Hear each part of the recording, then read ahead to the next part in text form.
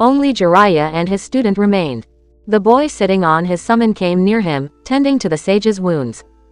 They couldn't see the Shinigami. Only dying people and cursed ones could. I will not take my due, he whispered to his summoner's soul, not taking it as the price of his coming. By informing me of a very important matter, you earned your life. Enjoy it. Severing the connection between them, the Shinigami vanished, leaving the old man awakening and reunite with his student. This is a very troublesome matter. By mere will, the god of death traveled through the veil of space, trying to locate where that blonde abomination had fled. Unfortunately, the August Star had seen it coming. The Dark Lord had immediately closed the breach it had caused, preventing the Shinigami from seeing the boy's destination. Worse, the power of the void was unnatural by nature, and beyond death. Its vessels couldn't be located. This is urgent. The Shinigami went on to inform its colleagues and superiors. The August Star is on the verge of obtaining the ultimate weapon it needs, and I am powerless to find it. All of the realms are in danger. The boy had to be found. And ended. The Hokage. We received Iwagakure's confirmation, Hokage-sama. Sarutobi said, giving his superior a scroll with the stone village's symbol on it. Reading what was written inside, and noticing Onoki's signature, Konoha's leader nodded. It is now official, he stated, looking at the council. The Chunin exams shall take place in our hidden village. The civilians present grinned ear to ear, the event being extremely good for commerce. Daimyo, visitors, foreigners, would all come and pay cash for services like from hotels to brothels. Obtaining the right to organize the exam had taken a lot of lobbying from the Leaf Village's part, but the Hokage knew it had been worth it. The shinobi side of the council was also happy, but for different reasons. The Chunin exams would be a good occasion to spy on the various villages' new aces, and show off their own to attract investments. Only the always stoic Danzo wasn't smiling, but the Hokage knew his old mentor was, inwardly. There is still the problem of security. The Hokage stared at Fugaku. The ANBU's newest report on Akatsuki's activities affirms the terrorist group will try to infiltrate our town to sabotage the tournament, and let's not speak about our other regular rivals and enemies. The police force won't probably be enough to keep an eye on all the foreigners in town. The Inuzuka clan shall bolster your forces. The Uchiha head's jaw tightened. He obviously resented not being trusted to handle the matter alone, even if he knew it had to be done. The Hokage was aware he would sulk for a few minutes, before grudgingly accepting the reason behind the decision. As you wish, Hokage-sama. Konoha's leader inwardly winced. The title was always flat, and he could always detect a hint of pride under it, yet it was still strange. Years of receiving it had lessened the uneasiness, but not by much. Nothing else to add. Everyone shook their head. The meeting is then end. A flash of light suddenly filled the room. Compulsively, the Hokage summoned his Susanoo armor to shield himself, waiting for a blast that never came. When the man regained his sight, the room was completely unscathed, and its occupants too. There were just 3 newcomers. It hurts, a little blonde girl was massaging her cheeks. What happened? Mother is confused and angry, a redhead girl muttered. Waff, a monstrous, huge fox barked, dizzied. Much like everyone present, Itachi Uchiha, Godime Hokage of Konoha, blinked. Who are you? The Wanderer, Kubaiko. This is a very strange story. Fukuro's voice was soft, yet full of care. But I believe you, as I recorded your fight with Madara.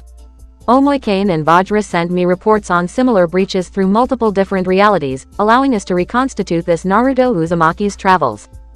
However, the complete lack of second breach after the responsible Jiraiya reality is a complete mystery, and past the Shinigami's summoning, your helmet ceased to work properly. I lack data. My guess is that whatever the Shinigami did to this boy made his power go out of control, Kubaiko stated. He couldn't remember the exact details of what happened, but he clearly saw a spectral hand grabbing the blonde's head. Can't you tell me what happened to the rest of them? Without breaches to analyze and your help, no. You should return to the base, if you want to locate them. I can't leave these people. They need all the help I can give them. He turned around to face them. The Naruto Uzumaki called Chibaku had been wearing a depressed look ever since they dropped in a forest. The man named Sasori wasn't trusting him in the slightest. And the girl called Haku was nearly catatonic. Her master's death had shaken her to her very soul. Holding her master's hand, Haku couldn't keep her tears for herself. Haku, Zabuza whispered. Be strong. I can't, Zabuza-sama, she cried. Chibaku was looking at her with a blank look, his hands shining with a green glow. Sasori was observing the scene darkly, and Kubaiko stared at her with compassion. He knew the man was doomed. He couldn't maintain the stasis longer, and the blonde wasn't experienced enough to save the swordsman. You can't leave me alone. I have to, Zabuza spoke, blood dropping from his mouth. I just wanted to buy you time. You did more than that, Kubaiko stated. Without you, I wouldn't have arrived in time to prevent Madara from slaughtering everyone, or Amaterasu would have killed us and come to finish the rest of your group. He might have even slaughtered everyone. It has been an honor to fight alongside you. That asshole is dead, the dying swordsman chuckled, before coughing violently. He won't make another.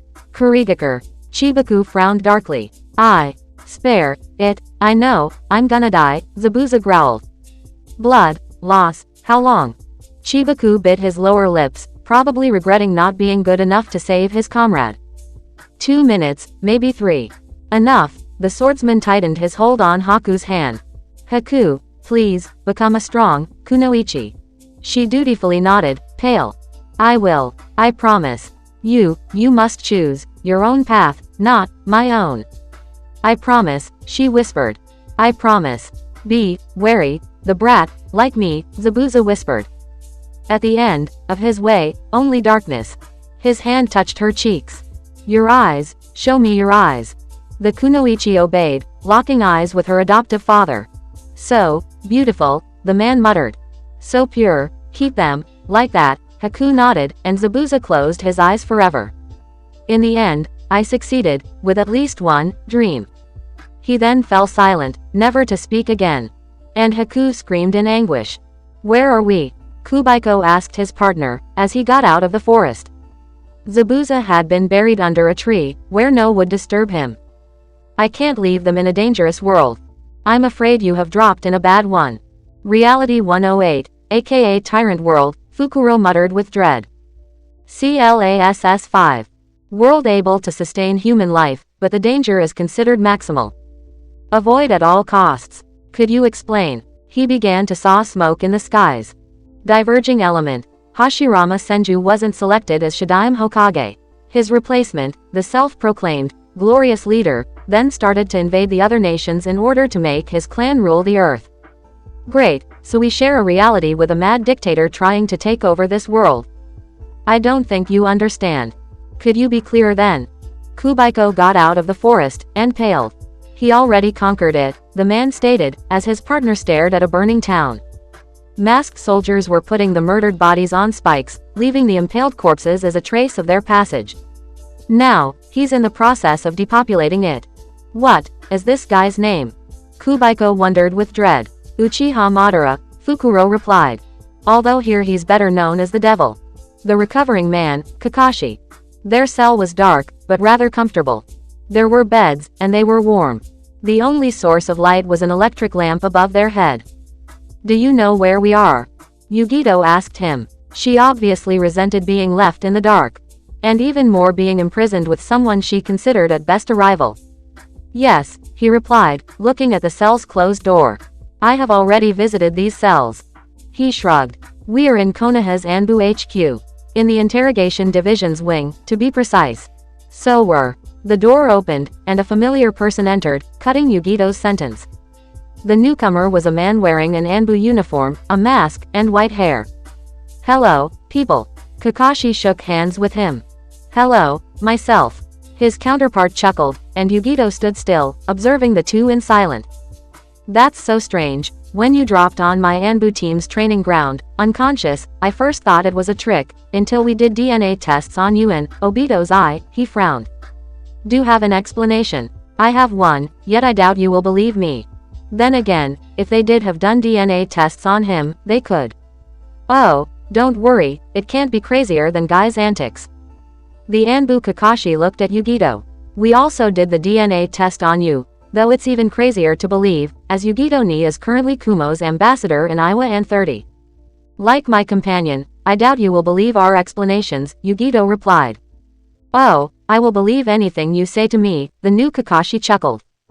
And I'm sure the Hokage will too, or so I think. We're going to see him.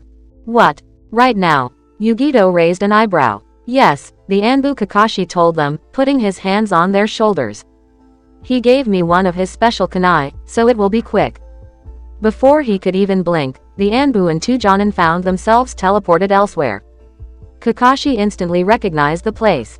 The Hokage's office was the same as the one the ninja had known. The people inside, however. Kakashi almost had a heart attack on the spot. A man wearing the red and white Hokage robes was sitting in a chair. He was blonde, with beautiful blue eyes. His face was handsome, but different from Naruto's. His skin was fairer, and he had no whiskers. He stared at Kakashi with a paternal, yet stern look. Behind him, a pretty woman was standing. She was wearing black, adjusted robes. Her eyes were brown, her hair short and dark. 2 rectangular purple marks were tattooed on her cheeks, signs of her being a member of the Inuzuka clan. Her face was so beautiful, and brought terrible memories to the Jonin's mind. Minato-sensei. Kakashi couldn't repress his tears. Rin. Kakashi, Minato Namikaze whispered, less pale than Rin. We have much to talk about. The traveler, Kazama. Pain. That was what awakened him. His body was suffering, he had a big headache, and he had trouble seeing. Fortunately, the situation didn't last. He regained his sight, and the pain lessened. Kazama moved his head to see where he was. A room made of wood. A bed, with a blanket. You are finally awake. A soft, female voice asked. Kazama's eyes drifted toward its source. It was a very pretty woman, extremely young. She had short blue hair, a pale skin, gray eyes, and a beautiful face. Who are you? He asked, his view blurring slightly. An angel. The woman raised an eyebrow, before smiling. She was wearing a black, simple dress, but it was obvious Kazama had guessed wrong. No, my name is Conan. Conan, don't speak, you have a high fever. The woman posed her hand on his forehead, lessening the pain. A ninja technique, perhaps. You have had luck that your friend brought you there. You are in good hands now. Indeed. Kazama felt his blood freezing in his veins. You, he whispered. Hello, my friend. Tsukiyomi lowered his head to stare at the blonde. Did you sleep well? We have much to talk about. Chapter 22. Separation. I can't believe it, yet it seems they're right, Itachi. This is the Yondaime's seal. Seal. The Sandaime sat on his chair, letting Naruto pull her shirt over her belly. While she knew it was necessary, as nobody had believed her story, it was still strange to see her former idol again. He didn't seem as ruthless as the one from Kitsune's world, but not as kind as the one she had known. How long since she had seen him last? 2 weeks, maybe, she thought, but it seemed years for her. The thin man wearing the Hokage robes and hat in place of the Sandaime eyed her coldly. He was older than Yugito-chan, but not by much. His hair and eyes were dark, and his face completely emotionless. He looked a lot like Sasuke.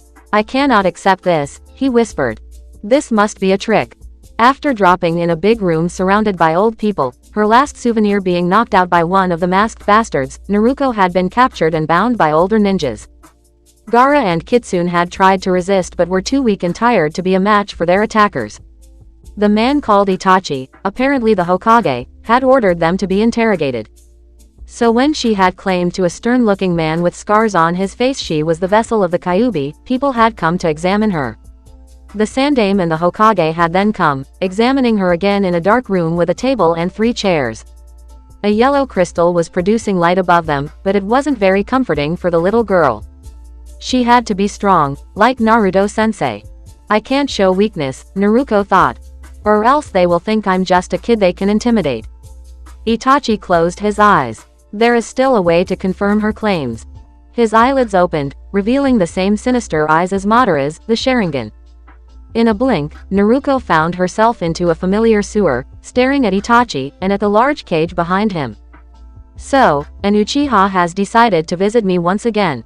The Kyuubi slowly approached the bars, its glowing eyes observing Itachi and Naruto. Hello Naruto, are you here for chakra? No, Kyuubi-san, she replied. The girl had already visited the demon's cage a few times to ask for chakra, like during Yugito's training in her latest fight with Madara. She hoped she could have visited the demon another day, to talk with it. The demon seemed so alone, and she wanted to give it some company.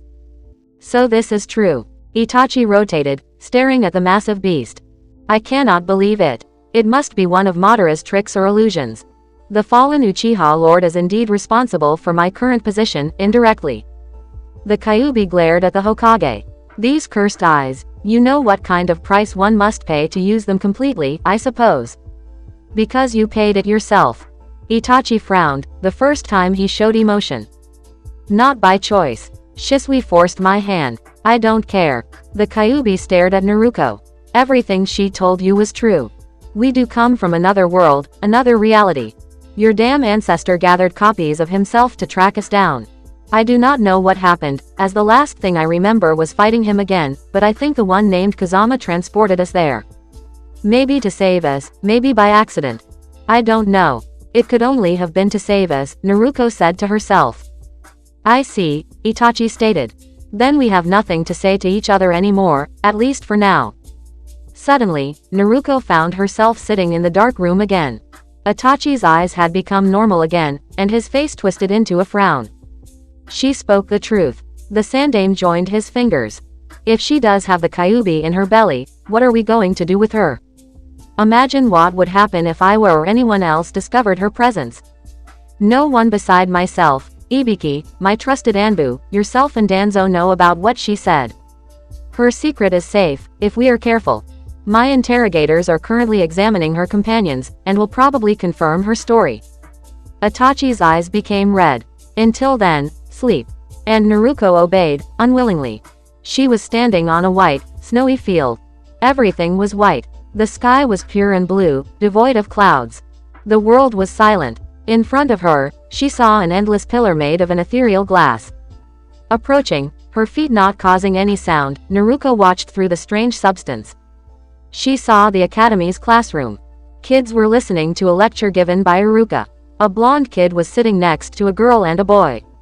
Naruto recognized the shy Hinata Hyuga, the aloof Sasuke Uchiha, and Kitsune. Her friend didn't even look at her, too preoccupied by his discussion. He was the only real one. The others were just transparent images, fake illusions even Naruto could see through. Kitsune, she shouted, trying to break the glass with a punch, only to fail. Kitsune. The glass suddenly turned black, preventing Naruto from seeing through it. Red letters appeared on the surface. He is mine. Leave. In your dreams. Naruto smashed her fist on the letters. I won't let some kind of split personality imprison my friend. And certainly not in a cruel illusion like you do. The letters twisted. I am not part of Kitsune. I am his friend. The only one he ever had. Konoha separated us. But now, we will never be separated. Not by anybody. And certainly not by you. Her eyes snapped open. She was in a bed, under a blanket.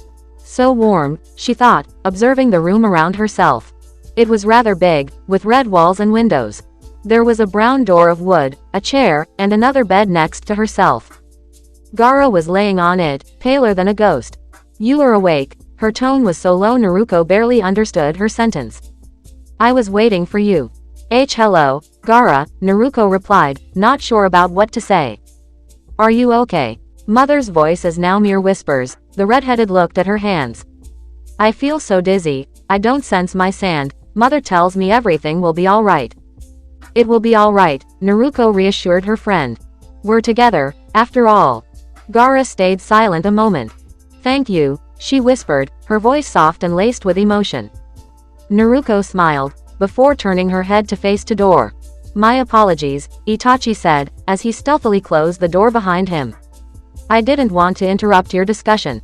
If Naruto stayed silent, unsure how to react, Gaara glared at the man. What did you do to Mother? I can't hear her voice well. Your mother didn't want to cooperate with us. The powerful Hokage sat on the chair, and Naruto felt his dark eyes piercing her soul.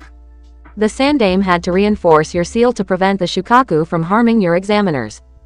I apologize, but this was necessary. What happened to Kitsune? The blonde Jinchuriki wanted to save her companion from whatever, friend, was imprisoning him in his own mind. She couldn't stand the idea of keeping him in the illusion she had seen for any more second. Is that the name of this, Jinchuriki? Itachi asked, obviously uneasy. We had to stun it with tranquilizers, just like the Samahata. He was too savage to be calmed, unfortunately, and his mind too clouded and bestial. The Samahata. Even more so. Him. Naruto frowned, angry. Not it. He is a human. I know. My men examined his seal. Unfortunately, I couldn't enter his mind peacefully. The Hokage frowned. What happened to him? Naruto bit her lip. Could she really trust this man? Itachi raised an eyebrow. If this is a touchy subject for you, then we won't speak of it. Everybody has secrets. He joined his hand. What is your name? Naruto. She grinned. Naruto Uzumaki. The best ninja you will ever see. I see, unfortunately, one Naruto Uzumaki will dispute your title. Itachi then looked at the redhead. And you? The sand witch narrowed her eyes. Gaara of the desert. My name is Itachi Uchiha, God I'm Hokage of Konoha. The man politely nodded. Happy to meet you. So he really is the village's leader. But what about the Sandaime? Naruto asked. He gave me his place, a few years ago. To prevent very bad things from happening.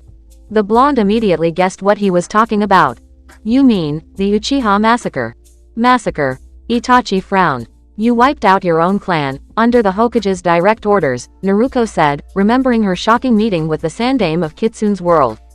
They wanted to rebel. Only Sasuke was spared. We have never seen a world where your clan survived. The Godaime's stoic expression left, in its place a sad overcame his features, the man showing true emotion for once. Sasuke, I would never kill him. Even if it would cause my death. He closed his eyes. So, in different realities, I always caused a tragedy. I guess I should be happy the Sandaime spared my clan. His eyes slowly opened. He couldn't accept ordering the death of so many people he fought alongside with, so he found an alternative. I was loyal to Konoha, he knew it, so he gave me his position. Why would my clan rebel against one of their own? He shrugged. To think the higher-ups didn't take this option in multiple realities is truly saddening. I'm sure your clan survived in many universes, Naruto tried to cheer him up, even if she didn't know him. She hated to see people unhappy. We simply didn't see them yet. Itachi stared at her, and, smiled. Thank you, he said softly. This was very nice of you to say this. Tell me, do you have a family? Naruto blinked, surprised by the question. I have many relatives, she whispered, the faces of Naruto-sensei, Haku-chan, Chibaku the pervert, Sasori-san, Zabuza-san, Kitsune-kun, Yugito-chan, Gaara-chan, and Kakashi-san flashing through her mind. You imprisoned one of them, and another is next to me. Both Itachi and Gaara stared at her, the latter wearing a strange, touched expression. Then, I will do what I can to reunite you all. Itachi rose up. You are welcome to stay in Konoha, until your family either comes to retrieve you, or I find a way to help you. However, you will be watched over by Anbu all the time. Security measure, you understand. Really? Naruto asked. You lie, Gaara snapped. You're just like other rulers. You pretend to help us, only to tame us. This is just a lie. Itachi frowned. I am not like any cage, and I am not Madara, he replied. I have no intent to use you to gain power, or anything. Experience taught me this was pointless. Only when people start to disobey the rules of the ninja world, then that world of pain can be dismantled. It might sound naive, but I truly believe men and women can change and construct a better future if they trust each other. Simply give me a chance. If Gaara seemed about to reply by the negative, Naruto nodded. I will give you one, she said. But if you try to hurt my relatives, I will kill you. This wasn't a threat, but a reality. The redhead sand master looked at her, before staring at her blanket. Alright, one chance. Thank for your trust, Itachi said softly, before smiling. You will need a place where to stay. Why not go to my clan's compound? I'm sure my mother will like to meet two strong and decided girls like you. The ice woman, Haku. Even breathing had become hard. Feeling weak and sick, Haku continued to walk, trying not to look at the dead corpses impaled next to the road. They were fresh, and surrounded by flies. The sky was tainted red, the air saturated with smoke. But more importantly, the protective presence of her master had vanished. Haku, that's your name. She nodded, not even having the strength to look at that armored man. His voice was soft and warm, almost fatherly so. I can understand what you feel. I had acted like you when my brother died. It's hard, as these people have become so close to ourselves that their absence is like a hole in our hearts. Does the pain ever go away? Her voice was weak, and she already knew the answer. No, it never does, unless you become a complete monster or the ultimate psychopath. In either case, everyone but you will suffer, Kubaiko replied. But with time, you learn to live with it. You will never forget them, but life goes on. The best you can do now is to live with it and come to terms with what happened. He seemed to stiffen. We are approaching the capital city. Stay on your guard. Wait, that's all? Chibaku asked. Aren't we supposed to disguise using henge, or something? Those who control this reality do not care what we look like, they will try to kill us anyway. Haku raised her head to look at the man, who was touching his strange helmet. My base sent me all the information they gathered on this reality, and believe me, our appearance is the least of our problems. How do you exchange information, Nadaime-san? Sasori spoke softly, but his tone was laced with suspicion. My helmet is connected to my base, in another reality. We communicate using special waves that can be projected through space-time, allowing normal discussions. Kubaiko stopped, and looked at Sasori. I promise I will explain everything and answer all your questions, once we are in a relatively safe place. Outside the capital city, the Anbu exterminates every human its members run across, and their patrols pattern are completely unpredictable. The capital city is dangerous, but less so than the rest of this planet. This world sounds like hell on Earth, Chibaku grumbled. Kubaiko nodded. You don't know just how much you wouldn't want to live there. What is this capital city? Sasori asked. Is it the only civilized place there? Pretty much. All the other major settlements have been bombed into oblivion, so the remaining populations live in small settlements to avoid being noticed. Unfortunately, the Anbu here are quite persistent. He stared at the horizon. Narrowing her eyes, Haku began to distinguish buildings and towers a few miles away. The capital city is under a tyrant's control, even if an anarchist movement disputes it with him. If we keep a low profile, both will be tempted to ignore us and focus on their enemies. Very nice to know, Sasori deadpanned. That's the best we can hope for. Kubaiko continued to advance. The city is vast, and we can hide easily. We will find some abandoned building and talk calmly. Not having anything to reply, the group followed him. Quite quickly, Haku began to walk through paved, gray streets. They were dirty, covered with dust, and surrounded by destroyed houses. At one point, they went past 2 decomposing corpses. After a while, the streets became surrounded by huge, gray buildings and houses. Messages were tagged on the walls, like, Taka lives on, a Konoha for Konoha, and, death to all foreigners. A big message written in red was overshadowing them all. They are watching you. Then, the group reached a public place. With a mob gathered before a tower, with a giant poster on it. Konoha's symbol. Our country is menaced, from within and from without. A middle-aged man roared with a demented expression, raising his fist toward the sky. He was standing on a big stage, and the people were listening to him in awe. Konoha's enemies have invaded our land. They want to take our freedom, our riches, our wives, our lives. But our leader will guide us. Glorious leader. The mob shouted, Haku and her group observing the scene, disturbed. Glorious leader. May he live on forever. May he live on forever. What is this? Chibaku narrowed his head. A public speech. Sasori shook his head. No, it's shared madness. All his enemies will fall, and we shall become the master race. Konoha shall kill the impure, and protect the pure blood of the founders. Death to all the enemies of Konoha. The man shouted. Death. Death. The mob shouted. Death.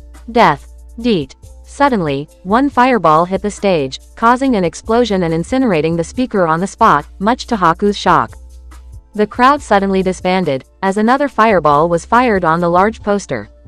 The Yuki's eyes found the source of the attack, 3 men, wearing gray clothes and slashed headbands. Good kiss from Taka. One of them shouted, firing another fireball at the fleeing humans. Die, sniveling Kawa. A shadow sliced his throat. Before anyone could react, the 2 other fire users suffered the same fate, 2 kunai killing them instantly. Haku's heart suddenly ceased to beat when she saw their blood flowing from their wounds. She remembered Zabuza-sama's body covered with this fluid, and started shaking. The shadow then turned its head to face her. It was a human wearing a black suit, with a white shirt underneath. It was slightly taller than Haku, and thinner. It was wearing black gloves, shoes and socks. Its face and neck were covered by a white tissue, and a black cap. One couldn't see if it was a male, a female, or even its hair's color. It stared at her, then at Sasori, Kubaiko, and Chibaku.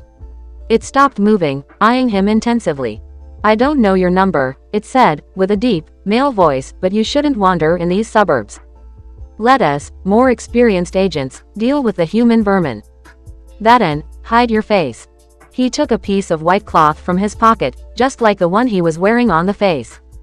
Security measure, you see. We are Legion, but no one must know it. It's to keep our existence a secret, you understood. The cloth won't do anything to you, but it will explode in contact with another's skin. You will be recognized without problem. Yeah, Chibaku stated, faking understanding. Good. The masked man then observed Chibaku's companion, and then stared intensively at Haku. Her features, Ayuki. He looked at the puppeteer, then at Haku again. Miss, you shouldn't leave the city center, no matter what. This place is filthy. It might corrupt your noble blood.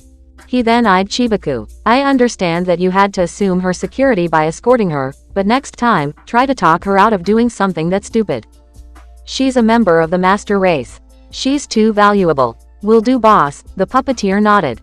Don't call me boss. Alpha is the only one that can be called as such. He respectfully bowed before Haku. My apologies, but I must leave. I have to hunt a few hawks, he said, vanishing with a shunshin. What just happened? Chibaku asked. I don't know, but I think you should put the cloth on your face. Sasori stared at the dead anarchists. I have the feeling things like this happen all the time. It does, Kubaiko stated. Hopefully, the city center will be a bit better. The traveler, Kazama. I am amazed by the speed of your recovery, Conan said, as she and Kazama exited the house. It was really small and common looking. You possess a good constitution. It runs in the family, the blonde replied, remembering the specifications of the Uzumaki clan. Thank you for helping me recover, anyway. It's nothing. The woman smiled. I love helping others. We must support each other, especially in the land of rain. The land of rain? Kazama asked, looking at the skies full of dark clouds. It almost always rains in our country, Conan explained, as water began to fall from heavens. Some say the sky cries when it sees our land, so all the bloodshed there can be purified. It was a lie, of course. The heavens do not care about the earth, Kazama's darkness whispered to his mind. Or else, they would have cried when you, and those you love suffered. Sad, there is a war in the land of rain. There is a war around us, and the front lines are around our borders, Conan replied, observing the little village surrounding them. The houses were deserted, and the whole place silent. But our land is suffering. Being between great nations, we have been a good battlefield for their wars, and our leader Hanzo has decided to isolate us from the rest of the world to protect us. But in doing so, he also completely destroyed the country's economy. Kazama stiffened and clenched his fists. It has little to no fields to feed the populations, and its resources underground cannot be exported outside, the trade routes being closed. Tsukiyomi advanced past the two, and rotated to face them. And now, your land has been completely asphyxiated, Conan-san. At that moment, Kazama would have given up everything to have the power to kill that man on the spot. But Madara was too strong, and the blonde knew it. He couldn't even flee, and evidence the number on his palm had confirmed. 7 days to spend on this world, before being able to escape safely. 7 days until he could seek his companions. 7 days at Madara's mercy. Something bothers you, Naruto. Kazama gritted his teeth. Don't call me that. Madara frowned, and stared at Conan. Could you please live as, Conan-san?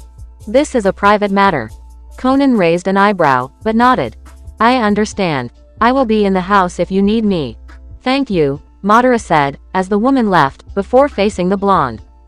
Naruto, it is your name, young man. What is a person without a name? Nothing. No one. Tsukiyomi's lone eye locked with one of Kazama. You should be proud to have one.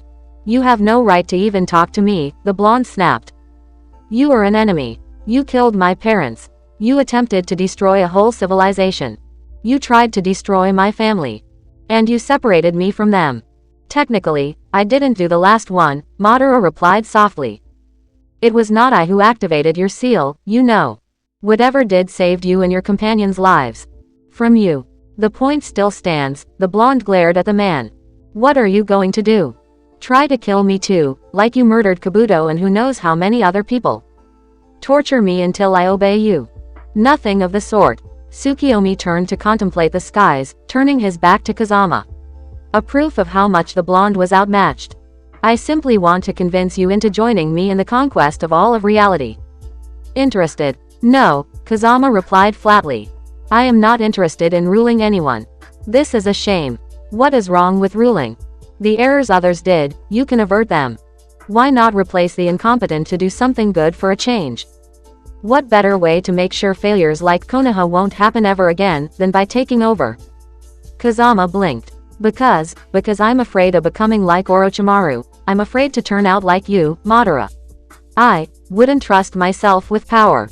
Why? You never wielded it. The rain continued to fall on his mask. All your life, you have been controlled by someone or something. Konoha, the Yondaime's legacy, your master's teachings. Power is also freedom, young man. Absolute power is also absolute freedom. Why don't you embrace it? Why don't you break your chains? Why don't you cease to be a slave, and become the slaver instead? I don't want to become like Konoha, the blonde replied, crossing his arms. I don't even understand why I'm still listening to you. Because you have no choice, isn't it? Madara asked, turning around. You could have torn apart space and escaped, but you didn't, even if you had, and have, every reason to flee. I suppose it has something to do with the little seal on your arm. Crap. I guessed right. You should really learn to control your facial expression, as almost any experienced ninja can read your thoughts by watching it. This is for your sake, Naruto. Kazama fought the urge to punch the Uchiha. I told you not to call me like that. Very well, youngster. Your loss. Tsukiyomi extended his arms in a theatric manner. Now, tell me, what do you want to do? To be exact, what do you dream of? The blonde glared at the man. As if I would tell you that. Truth to be told, he had no real idea what he would have answered. A long time ago, he would have said he wanted to be Hokage, but now. What was his dream? You don't even know yourself, isn't it? Tsukiyomi's red Sharingan was piercing the blonde's very soul, and his voice was laced with doubt. Have you no goal in life? I have one, the teen denied, angered by the question. You cannot lie to me. No one can. Madara crossed his arms. I cannot believe you do not have a dream, with the endless possibilities this seal offers you. I have many, he repeated. I want to rescue myself, to save all the Naruto around the multiverse. I want to live peacefully with those I love. I want to discover the truth about myself. You can't understand them. You would be surprised by how much I can understand you, young Uzumaki, Madara said, looking at the skies. Around a century ago, I used to be like you. I was the son of a great clan, born with exceptional skills. I used to be naive like you were. Unfocused, undetermined, unsure. I fought loyally for those I thought were my friends. I was wrong. They discarded and betrayed me. I think this is around this part where our paths started to diverge. I snapped and lashed out. You haven't reached that stage yet. Your counterpart, Amaterasu, said almost the same thing. And like someone I respected greatly said, it's not because we share some history and qualities we are alike. Yet, this is my firm belief you will turn out like me. I have experienced all the ordeals you went through years before you. I had the time to wise up, to contemplate what I had done. There is only one thing at the end of the way, and you are slowly advancing toward it. Suddenly, he raised his hand, and Kazama's eyes widened, the blonde expecting a sneak attack. But nothing of the sort came. Instead, Madara put his hand on the teen's shoulder, his Sharingan locking with one of the blonde's eyes. Why don't you let the older sinner guide the younger one through this dark path, so he can avoid all the pitfalls he suffered? His voice was soft, almost fatherly so. It disgusted the teen. What are you suggesting? Why don't let me take you under my wing? Tsukiyomi asked. I have so many things to teach you, young man. From battle skills to experience in life. I offer you a study period. Interested? Kazama clenched his fists. You just want to use me, like all the others. I don't want to use you. I want to turn you into an ally and convince you my views are right. I am perfectly honest about it, unlike those you are referring to. Releasing the teen's shoulder, Tsukiyomi took a step back. I will let you some time to think about this. Consider my offer wisely. He vanished, swallowed by twisting space, leaving Kazama alone, under the rain. He didn't know how long he stayed there, but the blonde realized it wasn't smart and returned to Conan's house. Inside, he found the woman, practicing origami. Many beautiful sculptures made of folded papers were gathered on a black, simple table. Cranes, a bull, a flower, even a bonsai. Conan looked up at him, and smiled. Do you like origami, Naruto-san? As she wasn't Madara, the name didn't bother him. I never tried, he admitted. You should, she replied, giving him a sheet of paper. He attempted to fold it, but Conan quickly caught his hand. Not like that, she said. Like this. Or else, you will damage the paper. Her fingers guiding his own, the two began to fold a little butterfly. See, this is just a matter of delicateness. I have never been an expert of delicate tasks, Kazama replied, looking at the little butterfly. Suddenly, its wings began to bat, and it flew in the air. The very surprised teen then saw it land in Conan's palm. You can control paper. Pretty much. The sculptures animated, and began to move around, gathering in front of the duo. This is impressive, the blonde trailed off, amazed by the level of chakra control that was probably needed for such trick. But, why are you showing me this? He narrowed his eyes. You didn't even know me yesterday. I could be a spy or something. Conan took the paper butterfly in her fingers, her face stoic. Your companion told me, I know about your paper manipulation powers, young woman, very good yin release, by the way, but I assure no flying explosive tag is going to protect you from my wrath in case you try to betray us. She caressed the butterfly, as it was alive. He's evil, isn't he? Yes. Kazama nodded. More than you could ever imagine. He's polite and respectful, but he's just hate incarnated. Pain. He stared at her, and she locked eyes with him. The source of all hate is pain. Hate is just the need to share it in order to alleviate it. When I saw his eye, I could see an endless hatred, but in the inside, I think he's just a broken man who is lashing out at the world. She broke the eye contact. Or maybe I'm just imagining things. Actually, you might be in the right, Kazama replied, even if the thought of pitying Madara was completely alien to him. But I'm not in a hurry to validate your theory. Conan frowned. You aren't with him by choice, are you? He shook his head. He is too strong. He is insanely strong. If he says he can fight a cage, then he's being modest. I have a friend that might be stronger, she replied. His name is Nagato. He and my other best friend, Yahiko, can probably free you from him. They are coming back with Sensei, who is very strong as well. They will help you beat him. Her tone was sincere, and it touched Kazama dearly. Thank you, he said with gratitude. But, I must refuse. He will kill you all. I'm the only one he wants alive and free, everyone else is either a slave or an enemy. I don't want you to lose your friends because of me. She smiled. Don't worry, nobody is going to die. Nagato is also a cage-level ninja, and Yahik, her eyes snapped open. When you speak of the devil, they have come. She smiled. With some visitors. The woman exited the house, grabbing the teen by the sleeve. Come on, don't be shy. I will present you to them. All right, he said, as he followed her. A group of 4 people was standing in front of the house, wearing black cloaks and hoods to protect themselves from the rain. That suddenly stopped. Damn, I hate when you do this, Nagato. A male, childlike voice said. A young man only slightly older than Kazama himself took off his hood, revealing his spiky orange hair and blue eyes. It's freaky. But it works well to locate people, Yahiko, another young man around the same age said, as he revealed his face. His hair were short and red, and his eyes. The Rinnegan. Kazama gaped, remembering Susanoo's terrifying dojutsu. The redhead dropped his jaw in surprise, and observed the teen. Who are you? A friend, Nagato, Conan explained quickly. He is in need of your help. Indeed, someone with the Rinnegan might be able to fight Madara, Kazama thought. Might, I told you, you shouldn't put yourself in danger to help me. Guy, if you need help, we'll help, the man called Yahiko smiled warmly. What is a hero without people to save? Well said, a boisterous voice said, one the world wanderer knew too well. Gaping, Kazama observed the third member of the group. Jiraiya.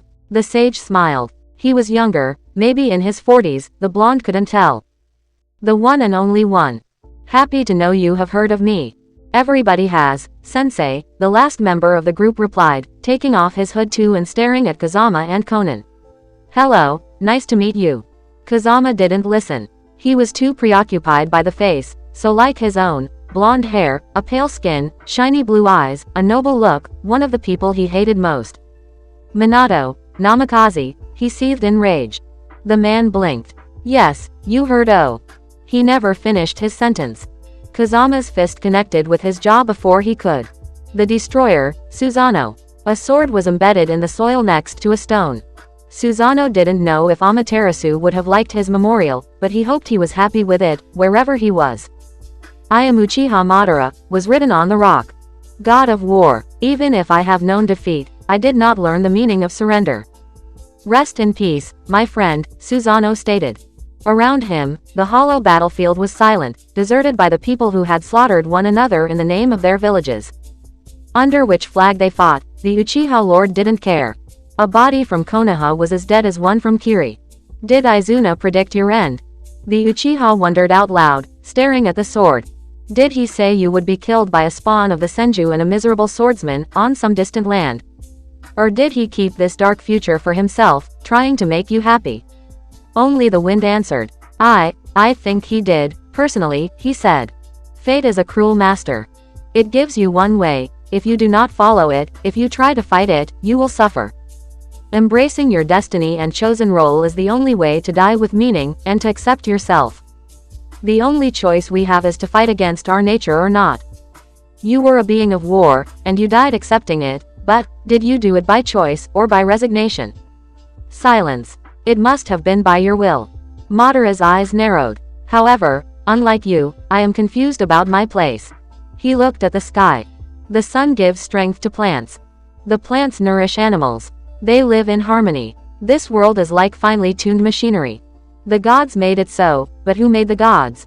Who or what gave them this idea, this duty? There must be a superior will in all of it. But, I am beginning to doubt about my place. You shall create a perfect world, Izuna whispered, his wounds bleeding. One where, everyone shall know, its duty, its place in existence, the eye of the gods, it is the key, he coughed. Promise me, you will find it, promise me, you will accomplish your destiny, or else, everything we made, would have been in vain. You are the chosen one, your revolution will either doom, or save, the world, please, promise me. The eye of the moon, the founder's plan to end it all, seemed to be the answer, Susanoo whispered. But, in this endless realm of possibility and realities, am I really the one fated to end the world's confusion? Or is someone else fated to make everyone cease struggling against destiny? Your fate is just crap. Susanoo frowned. Foolish child. Why doesn't she understand how this world works? She is the living proof fate is absolute. Chosen as birth for a role she can't do anything against. She will forever be a human sacrifice, just as I will forever be the chosen one. Your fate is just crap. I tried to go against my fate, and I suffered for it. I thought Hashirama and Konohagakure could end the shinobi wars, and create a better world, but instead, mankind continued to self-destruct, and I lost everything for a false hope. Your fate is just crap. His frown deepened. I shall never believe in another one. Air twisted next to him, and his counterpart appeared. Tsukiyomi silently stared at the battlefield, then at Amaterasu's memorial. Fitting, I guess. I'm sure he would have liked it. He touched the sword with his fingers. He shall be avenged. He will, for he was one of us, Susanoo stated. An eye for an eye, and a kill for a kill. He stared at his counterpart. What about the boy? Oh, he can't leave this place before some time, Tsukiyomi said. Maybe not until a week has passed, I think. I have perfect faith in my ability to make him join the two of us within that time. How? By giving him everything he needs. Training, mentoring, maturity, dreams. However, I would like you to continue to stay hidden for the time being. As I told you before, he might not react well to someone who almost beat his precious female protege to death. He will see me one day, Susanoo pointed out. But by then he will see you as a misguided ally and not an enemy. Trust me, I know what I do. Then, I guess I should create myself a new set of paths of pain. That, and I would like you to find someone. Tsukiyomi put his hand on Susanoo's shoulder in a complicit manner. I think it is time we recruit another Uchiha Madara, and his statue. The Wanderer, Kubaiko. The city center turned out to be even more disturbing than the suburbs. It was clean, and made of golden, perfect streets. The people there seemed peaceful, wearing rich clothes and discussing happily about things as unimportant as weather. They were varied. Redheads, blondes, women and men. In the middle of the city center, a huge tower of golden rock was standing, Konoha's flag atop it. It wasn't the tower that was disturbing, or the fact this little paradise was in the middle of an ocean of violence. It was the constant watch of the masked men. They were all wearing white clothes on their head to hide their face, much like Chibaku. They were on the roofs of houses, near people, at every street corner, observing everybody. They were all wearing Anbu armors, and blades. And a few were staring at them. "Hello, Miss Yuki," one said with a female voice to Haku. Her white mask then turned toward Chibaku. "You're new. You look small, and don't have a uniform." "Well, yes." Chibaku's voice was laced with faked boredom. "The guy with black suit told me to bring them there." "Ah, you met 5. She crossed her arms. "I don't know why Alpha always sends him in the suburbs. He's our best tracker, but the guy's passion for liberating people is downright disturbing." Kubaiko didn't need a memo to understand what the masked woman was implying. "Anyway, nice to meet you," she shook hands with Chibaku. "We'll exchange civilities and all after my watch. This is my first year, and I don't want to disappoint Alpha." "Okay," the puppeteer replied. "See you later." As the group left, Kubaiko noticed a bench, near a little park. "Let's sit there." Sasori gave him a skeptical look, but he replied with a firm one. "Have faith, I know what I'm doing." As soon as the 4 sat on the bench, then the former Hokage stealthily formed a discreet stasis bubble around them, just about sure no one would break it by accident. As gray energy surrounded the bench, altering time, his 3 companions looked at the world. People had stopped walking, and Earth had fallen silent. "This is a time bubble," Kubaiko explained. "Time pass a lot faster in it than the outside. 1 second outside is an hour in here. It will be so fast they won't notice it." "You can control time?" Sasori asked, obvious shock on his usually stoic one. His 2 companions had even more surprised expressions. "I can only prevent little areas from being synchronized from the rest of the space-time continuum. I cannot go back in time, but I can alter how it works on a small degree." He crossed his arms. "Go on, ask your questions." "Where the hell are we?" Chibaku asked. "What is this power?" Haku asked. "Who are you?" Sasori asked. "Calm down, one at a time," the Nadaime answered. "You first, Mr. Sasori." "Who are you?" He narrowed his eyes. "You came out of nowhere, helping us, and fighting alongside Zabuza, and apparently killing maybe the strongest of our pursuers. You appear to be the Nadaime Hokage, but who are you really?" "My real name is Tobarama Senju, but I adopted the name Kubaiko to be distinguished from my counterparts. I used to be the Nadaime Hokage of Konoha, until I decided to fight the dreaded Kinkaku force on my own to give my team some time." He closed his eyes, remembering the scene. "I used an experimental space-time jutsu to take them all with me. Instead of annihilating us, it tore a hole in space, sending me in what I would later call a Class 10 world." Class 10. Chibaku raised an eyebrow. "We, aka me and my colleagues, classify the worlds into 6 categories. Class 1 to 5, then X, depending on the danger. A Class 10 is a world completely unfit for life as you know it. For example, a planet where massive rocks the size of Konoha hit the Earth's crust every year, making survival there utterly impossible. A Class 1 is a world which is almost to completely safe for its inhabitants. A Class 2 is world peaceful, but with a few dangerous areas. A Class 3 is a reality with medium danger, but whose half of it is relatively safe. A Class 4 is an overall dangerous world, but with a few safe areas. A Class 5 is a world where life can survive, but where danger is everywhere.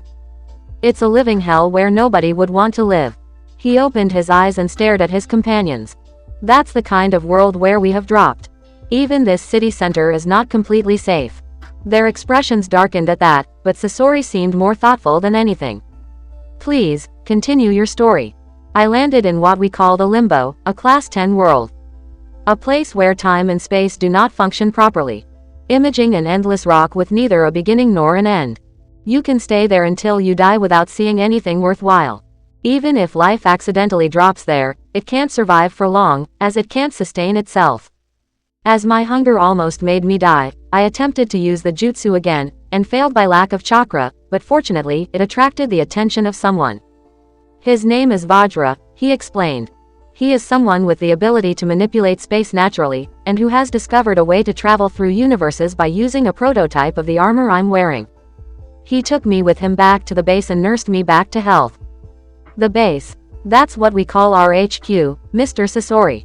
It's a place outside conventional space-time, and made of remnants of alternate realities that had been destroyed for a reason or another. Even universes can die, and this place is their grave. We nicknamed it the End. Sinister, Chibaku said. Now, I won't see things the same way ever again. He made an armor for me, and we recruited 2 other people, Omoikane and Fukuro, to explore the infinity, or multiverse, depending on your point of view. He stared at the immobile sky. We hope to understand how it works completely, and map it. Map it. Chibaku dropped this jaw. The multiverse is infinite, you can't map it, Sasori replied calmly. You would be surprised. He searched in one of his armor's pocket, grabbing a coin. Observe, he said as he threw it in the air, before catching it. It had landed on the tail. If I was one of this reality's inhabitants, my act would have just created around 300 alternate realities, depending on how the piece moved in the air or how I caught it. Being an alien element, my actions here prevent the world from splitting as long as I stay there. Most worlds are nearly identical, so we do not explore them. But sometimes, a change is so big it creates a vastly different branch in the multiverse. Just look at this Earth, and the one where you come from. Basically, we seek to map the genealogy of the infinity. We try to find which universe gave birth to which, until we reach World Prime. Then, mapping the whole infinity would be possible. World Prime? Haku asked, for the first time. We theorized, after much calculation, that there was, long ago, a World Prime. An original reality, if you prefer. How did you find that? Haku asked. Simple logic. If every world was born from a parent one, then there must have been a first one that birthed the rest, Sasori guessed. Finding the source of all alternate realities would make it possible to create a genealogical tree. Yes, Kubaiko explained. After the birth of this World Prime, every possibility caused the creation of a new world, and so on. He observed the immobile masked men. Like this one. You want to know what is the diverging element that caused its birth? He stared at his companions. Instead of my brother, Konoha chose Madara Uchiha as Shadaime Hokage. Silence. What? Not anymore. Why would anyone take him as their leader? Chibaku dropped his jaw. Everything is possible in the multiverse. We guess they somehow thought he would be better than my idealistic brother as a war leader. Fukuro's information. He captured the Biju and used them to bomb the other countries into oblivion, conquering their graves one by one, until all the world had been unified under Konoha's flag. Madara then started the Purity First program. Good euphemism, Sasori deadpanned. Let me guess, it's an extermination program. Like Yagura's. A worse, world-scaled version. Haku's face was white and livid. Madara thought the blood of the Sage of the Six Paths was noble and had to be preserved, so he decided to cull whatever could taint it, aka, just about everyone without a bloodline limit or the dormant gene, aka 90% of the world's population. Everybody's expressions darkened in horror. As you can expect, they did not accept this. A resistance movement called Taka formed to undermine Madara's empire and protect the population, but years of guerrilla warfare has radicalized the two sides. Now, they just want to exterminate each other regardless of who is caught in the crossfire. The Wanderer looked at the city around him. This city is Konohagakure, and except its center this world is hell on earth. Madara is still in power, prolonging his life through unknown means. The land suffers from famine, and the military watches over everybody. You do not want to live there. We must escape, Sasori stated, eyeing the masked men.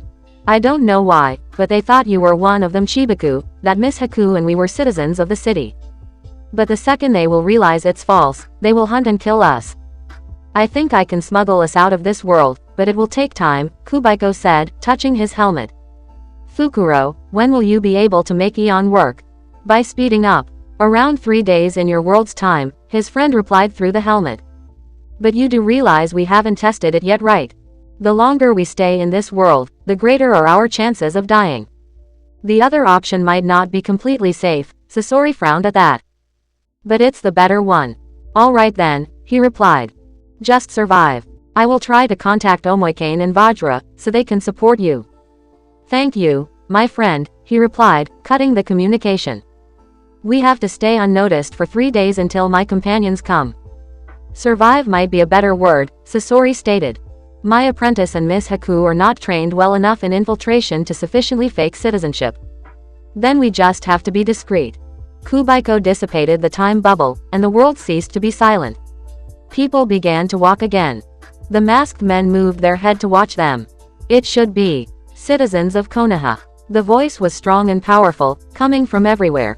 Taken by surprise, the group saw everyone else stopping moving and looking at the giant tower. The image of a completely armored man appeared on the walls. His face was old and covered with wrinkles, but Kubaiko instantly recognized Uchiha Madara's face. The time for unity has come. We are on the verge of becoming the master race. Our blood will be purified. We will be freed from the corruption of the foreigners. We shall ascend to another level. We have won another great battle against the filthy, ruthless hordes of Taka. We, noble descendants of the founder of ninjutsu, shall triumph again. All the corrupt and the wicked shall be purged. Konoha will become a pure, perfect place. All hail Konoha! All hail Konoha! Everyone shouted, raising their arms in a twisted salute. Kubaiko and his group did so, unwilling to be recognized. Madara, the Nadaime Hokage thought. What sick plan do you have in mind? The healing man, Kakashi Kamui. For maybe the first time in his whole life, Kakashi had a bit of good luck. The Hokage's mansion was the same as in his memories. Vast, with a large garden in its center. Walking among the roses, the Junin followed his former teacher and older counterpart. This is an incredible story, Kakashi, Minato Namikaze stated, stopping in front of roses. May I call you another name? To avoid confusing you with my student. Kakashi stopped. Why not Kamui? I always wanted to call one of my jutsu that. Fine then, it will be Kamui. The Yondaime Hokage rotated to lock eyes with him. So, you actually come from an alternate Earth, where I am dead. I find it hard to believe. It is the truth, Kamui promised. In my world, you sacrificed yourself to seal the Kyuubi in Sakura. In others, you apparently sealed it in your own son. Minato's look turned sad, and the Anbu Kakashi's expression darkened. I did attempt to sacrifice myself there, as Madara unleashed the Kyuubi, but, the Hokage narrowed his eyes. The Sandaime knocked me out from behind. He betrayed you. Kamui raised an eyebrow. No, he prevented me from betraying my son. Minato seemed lost in his thoughts. He summoned the Shinigami himself and sealed the Kyuubi in Naruto, at the cost of his life. He then said, your son has lost a mother tonight, but he won't lose a father. He stared at the sky. Sarutobi was a hero. But what about Rin? The Anbu Kakashi observed his counterpart. You looked as if you had seen a ghost. I did. Kamui closed his eyes, remembering the fateful day he had found her body, broken utterly by the man he hated the most. Kenta killed her. The temperature instantly dropped to 0. If Minato's eyes were full of cold-blooded anger, the Anbu Kakashi's were 2 pits of fury. Kenta, so he existed in your world too? The latter asked. What happened? I had a relationship with Rin, Kamui stammered. The two didn't seem too much surprised. We had a kid, but Kenta kidnapped Rin and him. He murdered both of them. He glared. I killed him for it, but, they still died because of me. The Anbu Kakashi frowned. Sorry to have brought bad memories, I cannot imagine what you went through. Kakashi, Minato put his hand on Kamui's shoulder. I am so sorry for you, I understand what you must feel. Kushina died because I couldn't beat Madara in time, and I know the pain of anguish. Then, he embraced Kamui in a fatherly manner. Remember, you might have lost us before, but we are here for you now. We will always be there for you. A single tear fell from the Jonin's eye. Thank you, Minato-sensei, he said, breaking the contact. How is Rin there? Had she recovered from our mission? She did long ago, the Anbu Kakashi said. And Kenta never resurfaced. We suppose he is dead. I thought the same thing, and it cost me dearly, Kamui stated. But, when did the Kyuubi's attack happen here? 10 years ago, Minato replied. His face softened. He would have resurfaced long before. He was already very old. He must have died of old age or something else. Maybe, Kamui agreed, with but a healthy dose of skepticism. And Rin, she. Dynamic entry. 3 childlike voices shouted before landing in the roses. Kamui briefly wondered if it was Guy, until he realized there was no sunset genjutsu, and that whoever arrived was not immune to pain.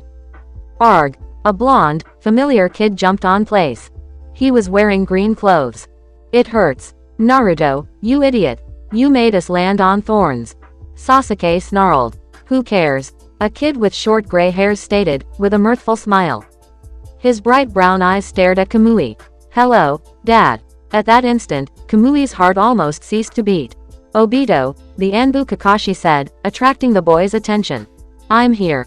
You. The boy stared at the 2 Kakashi. What is it, a clone? Kamui trailed off, struggling between his shinobi instincts and the inner emotional turmoil.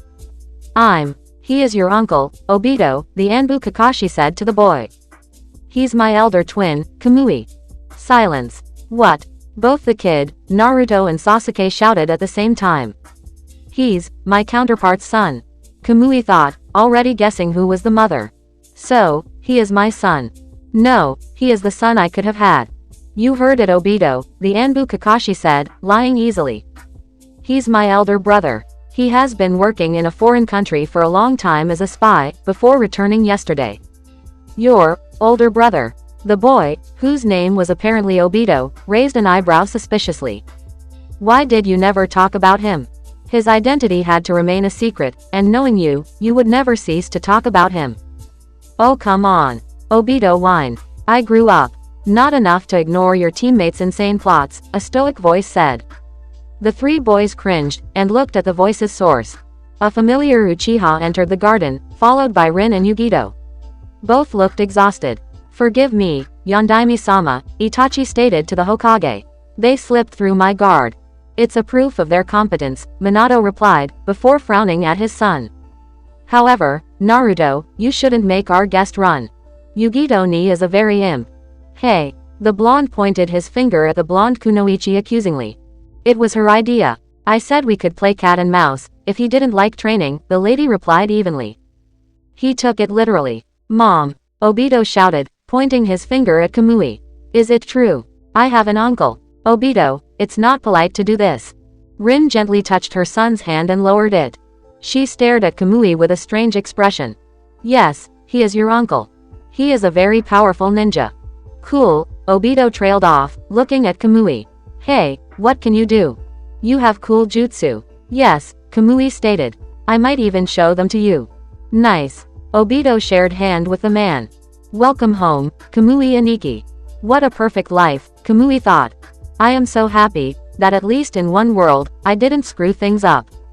Evil incarnate. He smiled, when the 2 dogs licked his hand.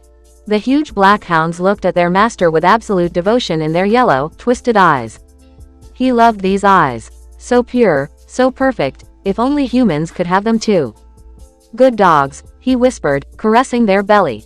The beast barked happily, proud of their master's love. I brought you a candy. Your favorite. He stared at the closed cell in front of him, and the dog followed his gaze. They immediately noticed the little girl in a corner. Kin, say hello to my hounds, he told her softly. They came to see you, so it is natural you should do the same. Didn't I teach you to be polite? Master, the girl moaned in pain, her face charred with bruises and burns. Her punishment. I can't feel my hands. It was to be expected. I cut them myself. It was the 3rd time he did it this month. Really a bad month. 3 failed soldiers was a bad result. 2 were okay, 1 was expected, but 3, I regret having to do it, but it was for your own good. It was to teach you respect. Sorry, she moaned, her ravaged body hiding in the dark. The hounds were eyeing her silently, waiting for their master to open the door. I never do again. Of course you won't. He sighed. You showed such potential, Kin. When I saved your life in the streets, I thought you would make a good spy and killer. You didn't even blink when you stabbed Zaku, alongside all my students. You killed Dosu perfectly, as I told you to. It took me a whole week to find his corpse. But then, you disappointed me. He eyed her with disdain. I just sold you to this brothel for a night. They paid me a good price to take your purity. It would have made you tougher. But you had to cry. Sorry, Kin cried. Sorry. I hate when my weapons do this. He caressed his hounds' heads. Do they cry? Of course not. They just obey. No question, no sentiment. They just ask for a payment. Why did you refuse to be one of my hounds? Why did you stay human? Sorry, Kin whined. Sorry. I apologize, Kin, but you brought it on yourself. It could have ended another way, but I have no use for people. I only need weapons. He opened the cell's door. Hataki, Kakashi, your dinner. Recognizing their names, the dogs silently entered the cell. Sorry, Kin shouted. Sore. Fangs bit her flesh. In silence, he observed the spectacle and listened to the bloody opera. Kin's voice was high and melodious. She would have made a good kunoichi, hypnotizing men with songs and legs before strangling them. But she had failed. It was still a mystery for him. What was wrong with spending a night with a man or woman? Some of his students, male and female, had even enjoyed the experience. The girls, less so, and more had cried, but it was still disappointing. Kakashi never cried.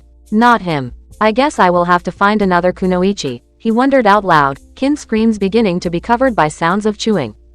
Maybe in Kiri. There are so many there. He narrowed his eyes, sensing a familiar presence. What is it, Karen? The redhead medic Nin, one of his best successes, approached her master in silence. Her face was emotionless, her dress gray and very adjusted, her lens blue. Men found her beautiful and superb, but for him, she was plain, like everyone else. Master, I assassinated your target, as you wanted, she said, her voice cold and monotone. The teen stared at Kin's still living body with nothing but cold indifference. The conditioning had made her completely immune to compassion. Perfect, he said, barely listening. His hounds were hungry, Kin was dying. He couldn't care less. As always, he didn't feel the thing others called regret. Hell, he couldn't even feel at all. Except maybe the joy of a success, or seeing someone in pain.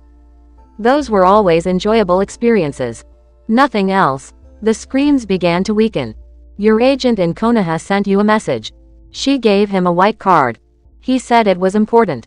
Channeling his chakra, the man began to read the letters appearing on it. His eyes narrowed. Finally, I waited for so long, and they finally dropped their guard. Not bothering to look up at Karen, he began to give her orders. Contact Kakuzu. Tell him Ayatsuri Kenta has a well-paid job for him, and bring him there. Oh, and go tell him to take that priest of Jashin, Hidan, I think his name was, with him. He will be needed. He heard Karen nodding, and leaving. Looking at his hounds, he saw their hunger had been satisfied. I wonder if you will like your new candy, he told them. Obito Hataki is supposed to be one tough boy, just like his father. Omake. Magical Naruto. What the hell? Chibaku shouted in confusion and frustration. I won't let you succeed, Sasuke. Naruto shouted. She was looking like a witch, dressed all in white, and flying on some kind of broom. You can't stop me, Naruto. The female Sasuke Uchiha smirked, raising her hand. I will unseal the evil Orochimaru, and make love outlawed. I will stop you with the power of friendship. Naruto shouted, firing a rainbow at Sasuke. Power of love. Power of coolness. Sasuke replied, replying with a badass laser beam. Screw it, Chibaku stated, trying to find the nearest tree to hang himself. I prefer death over that insanity. He stopped however as lightning struck next to him and revealed a rather short man in a black trench coat with dyed green hair. You called? He asked in a bored tone as he glared at the magical girls fighting in the distance. Chibaku raised an eyebrow skeptically. Your death. The man's eyebrows narrowed as the girls made more childish declarations and pointed one of his palms at them and instantly began channeling an absurd amount of energy to it. The death of fangirls and magical girls, yes. Now please be quiet while I do the Mutiverse a service, with the utmost discrimination. Don't you mean discretion? The blonde boy asked nervously as his hair began to stand on end. I know what I said. The man replied bluntly before the power around him increased threefold and the sky went dark. Now shut up while I redefine the term overkill for the third time this week. That damn disease deserves nothing less. Omake, Pokeninja. Youngster. Tsukiyomi hissed. Did you have to bring us there? No, but I really wanted to screw with you, Kazama smirked. Jerk, the man replied, observing another Naruto and a Sasuke facing each other in the middle of a field. Go, Pikachu, Naruto said to a small, yellow mouse. Rayquaza, your dinner, Sasuke shouted, launching a red and white sphere in the air. A huge, long green dragon escaped from it, and roared madly. Cheater, Naruto shouted. It's an Uber. It's forbidden. I'm a Uchiha, so screw the rules. Right, Pikachu, Thunderbolt. The mouse launched a powerful bolt of lightning, and the dragon dropped, stunned on the ground. It's impossible, Sasuke said, sending another ball. Go, Togepi. Togepi, a lit white creature said. Ah, Naruto grinned. It will never beat Pikachu. The white creature punched the mouse, knocking it out. Beginner's luck, Sasuke smirked. Your Pikachu can beat Ubers, and lose to Weakling. Too fun. Arg, Naruto pointed his finger at the Uchiha. I will defeat you. Yeah, whatever. Sasuke left. Smell you later. Tsukiyomi raised an eyebrow. Did he just said, smell you later? Don't ask, Kazama replied. Just don't ask. Chapter 23. Reveal. I can't believe it, Naruto muttered, observing the enormous room where she was supposed to stay. This can't be our bedroom. It's the size of my whole old apartment. Yet, it is. A raven-haired woman with equally black eyes smiled warmly. I hope you do not find it inconvenient. Not at all, Makoto-san, the blonde replied, jumping on a huge warm bed. It was such a change from the ground and the rough makeshift beds she had known ever since meeting Naruto-sensei. I already adopted it as my own. It feels warm, Gaara whispered, trying her own at a much slower pace. I will let you two make yourselves comfortable, Makoto said, leaving the room. I will be in the kitchen, preparing the dinner. Do you like onigiri? I never tried it, could you make ramen too please? Of course. Thank you very much. The blonde girl shouted, her stomach already begging for sustenance. She caressed her belly. Be patient, I will nourish you soon enough. Naruto, Gaara whispered, opening a wardrobe. Inside, there was multiple sets and styles of clothes. What are these? Getting up, Naruto approached the wardrobe. Taking out one pair of pants, Naruto noticed a little letter in the pocket. The girl opened and read it. A little gift on my part. Your own clothing was shredded apart and in bad condition. This should correct the problem. Itachi. Sweet, the blonde grinned. What a nice guy. Clothes. What more can a girl hope for? A few hours later, Naruto exited the bedroom, wearing orange, adjusted pants and a sleeveless shirt. She also had black boots and gloves, and she had tied her hair into a ponytail. She looked a lot more athletic now. Turning around, she looked at Gaara, who was too shy to get out. Don't worry, Gaara, you look so cute. Really? Yes. She smiled sincerely. Don't worry, no one is going to mock you. If you say so. Gaara appeared, now wearing a white kimono, with a red sash working as a belt. She was wearing sandals, and her hair were falling free on her back. You are sure I'm not ugly? Not at all, Naruto affirmed, before grabbing her friend's sleeve and leading her to the kitchen. Makoto was preparing the dinner, and smiled when she noticed the girls. You are so beautiful, she trailed off. I wish I had girls as cute as yourselves. We're not as beautiful as you, Makoto-san, Naruto scratched the back of her head in embarrassment. I can't believe you are Itachi's mother. You look so dignified. I married very young and had Itachi quite early, the woman replied. But don't worry, I'm sure you will surpass my looks when you grew up. I wasn't half as cute as you were when I was your age. Naruto reddened slightly, and Gaara beamed, clearly pleased by the compliment. Thank you. It's the truth, she shrugged. I hope you will like my ramen. I don't cook it often. I'm sure they will, a masculine, yet warm voice replied. A middle-aged, black-haired man entered the kitchen. His face was stern, but he stared at Makoto with kindness. A familiar kid was following him, and he stared at the girls with a calm, somewhat shy look. The older man politely nodded at the two Jinchuriki. Naruto-san, Gaara-san. My name is Fugaku Uchiha, and I am Makoto's husband. I am honored to have you under my roof. This is my son, Sasuke. Hello, the familiar Uchiha said, nodding. His eyes suddenly widened. Hey, you look exactly like Naru. Who? Naruto faked incomprehension. This is Sasuke's family. I would never have guessed. He is so unlike the Sasuke I knew, but then again, his parents aren't dead here. It doesn't matter, the boy shrugged. You will meet him this evening anyway. Makoto, Hiruzen-sama and his 2 grandsons will be dining with us, the man told Makoto. I hope it is not a problem. Of course not, the lady replied. It's always a pleasure to receive them. Will Nii-san come too? Sasuke asked. Or is he working again? He might come, Fugaku replied with obvious skepticism in his voice. But he is the Hokage, and as such quite occupied. Yes, but, Sasuke narrowed his eyes. He almost never returns home now. Don't worry, Sasuke, his mother smiled. Itachi promised me he would dine with us this evening. Really?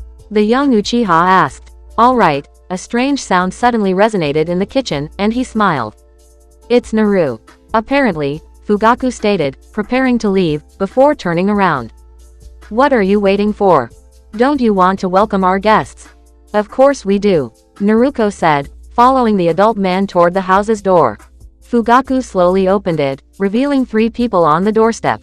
Hello, Fugaku-san, Makoto-san, Sasuke-kun, the Sandame nodded respectfully, before noticing Naruto and Gaara. Naruto-san, Gaara-san. Sarutobi-sama, Fugaku and Makoto bowed slightly. Naruto, a blonde kid around Sasuke's age asked. He was wearing a blue jumpsuit. Weird, you look almost exactly like me. Are you twins? A younger, black-haired kid wearing yellow shirt and pants asked. You two, the Sandame frowned. Present yourselves. Don't be rude. Ah, yeah, excuse me. The male Naruto grinned. I'm Naruto Sarutobi. Konoha's best genin ever. And I'm his bro, Konohamaru. The other kid lifted his hand toward the sky.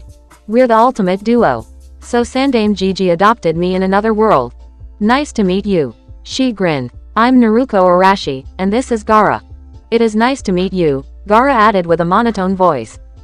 Why don't you go play together, until we dine together? Makoto suggested. Suddenly, an idea came to Naruko's mind, and she smirked. People, do you know how to play ninja poker? The Hokage, Itachi. As Itachi returned to his home, he mentally made a checklist of the different ways he could announce the news to the 2 kids. Maybe he could say it during the dinner, but since Sasuke and Sarutobi's 2 hellions were attending, a private discussion might be better. Opening his home's door, Itachi entered the dining room. His family and guests were sitting, with all the food waiting on a large table. When they noticed the Hokage, the adults prepared to stood up, as the protocol ordered. Itachi wavered his hand, before sitting between Sarutobi and his father. I am not the god, I'm here, just Itachi. Please stay sat. Nii-san. Sasuke looked at him with tears in his eyes. Please, forgive me. What for, Sasuke? Itachi asked, taken aback. We lost around 40,000 ryos at a poker game, Naruto said, looking crushed. Konohamaru stared at a grinning Naruto. Never seen that. 5 royal flushes, he began to cry. In a row. Sorry. Naruto excused herself. I didn't mean to, it was a complete accident. A sentence that made Konohamaru cry even more. I see, Itachi sighed, Makoto and the Sandame openly restraining the urge to laugh. Even Fugaku was smiling slightly. Well, as the embodiment of bad luck exists in this world, and is commonly known as Tsunade Hime, I guess the embodiment of good luck had to exist too. Strange world. Indeed, Sarutobi nodded. You seem bothered, my friend. I am, the Hokage replied, looking at his onigiri bowl, and then at the 2 little girls. They were already dining, and Naruko had entered an eating contest with her male counterpart and Konohamaru. I have an information we need to discuss later. It seems these girls integrated well. After 3 days of house arrest, I expected them to be less pleasant. I find them very friendly and nice, Makoto stated with a warm smile.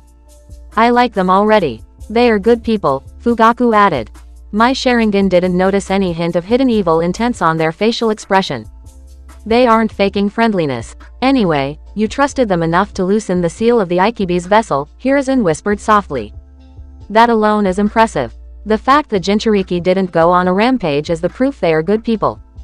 Makoto cracked a smile. I still find hard to accept the fact they come from another world. There should be only one Kyuubi, and one Ikibi, Fugaku pointed out. Yet, there are now 3 Kyuubi's vessels and 2 containers of the Ikibi on this planet. That alone is almost unbelievable. Itachi frowned. Speaking about the Kyuubi's vessel, Inoichi has found disturbing things about these young ladies' canine friend, he whispered, making sure the kids wouldn't hear the discussion. The other Jinchuriki you told me about? Fugaku asked with a low tone, understanding the need of secrecy. The one transformed into a beast. Yes, Itachi continued, eating a bit. Overworking had made him hungry. Inoichi just finished examining him. His report was surprising. He stopped eating. The boy has been subjected to a mind transplantation. The 2 adults fell silent, and Makoto stared darkly at her son. Which kind? The Uchiha kind. His kind. The temperature suddenly dropped, the adults realizing who he was talking about. Fugaku, in particular, was wearing a sinister expression. Could you give us details? Our guest told me the boy was taken over by some kind of split personality, Itachi explained. I think they misunderstood what happened. I don't know why, or how it happened, but he used his mind control technique on the Jinchuriki, trying to take him over from within. I suspect he has been slumbering for years, only awakening recently. What would cause someone like him to do that to a Jinchuriki? Sarutobi asked. I thought his grudge only extended to your clan and Konoha's leadership. I do not know, Itachi replied. He died in a state of deep, suicidal depression in our world.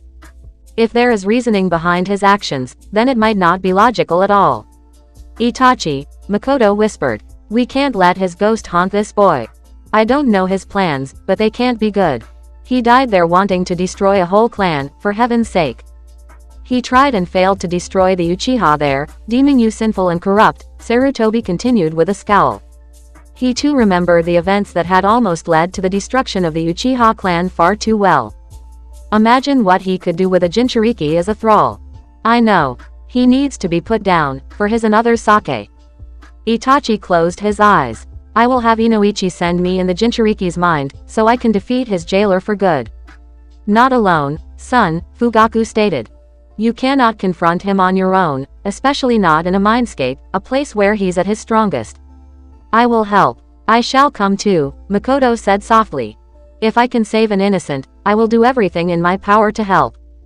If my help is needed, Itachi, I will follow you too, Sarutobi added. Thank you, Itachi said softly, touched. But I will be the one to kill him.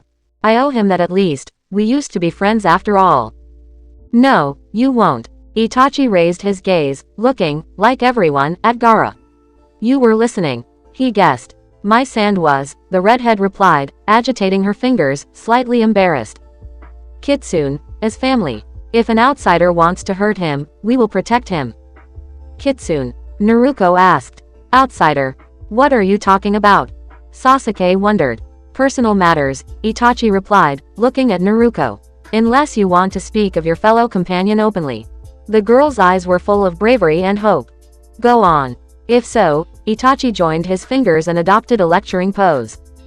Kitsune's jailer is not a separate personality, as you were incorrectly thinking, but what is left of an old foe of mine, who used a powerful technique to transplant his memories into your friend for unknown reasons. I think I can take him down and free Kitsune. How? Naruto asked, her voice full of hopes. The other kids, except Gaara, seemed completely lost, unable to understand. I have a subordinate who can allow a few people to enter your companion's mind, Itachi explained. I, and whoever is escorting me, will be then able to confront the jailer and either defeat him or convince him to free his prisoner, allowing your friend to return to consciousness. However, the process is dangerous, Sarutobi added.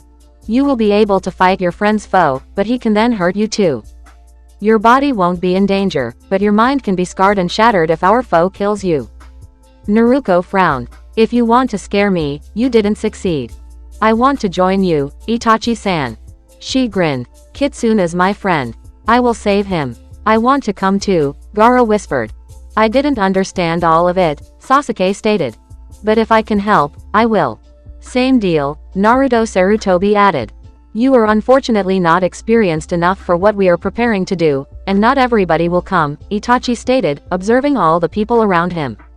All were dead set on coming, and determined to help.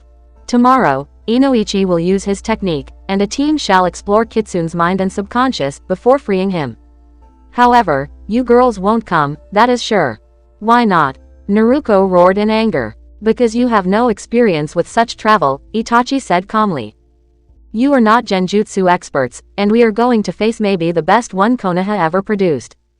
Unless you are a master of illusions yourself, you will be completely powerless in a mental battle against someone as powerful as him. I am sorry, but for your and your friend's sake, I would better take better ninjas with me.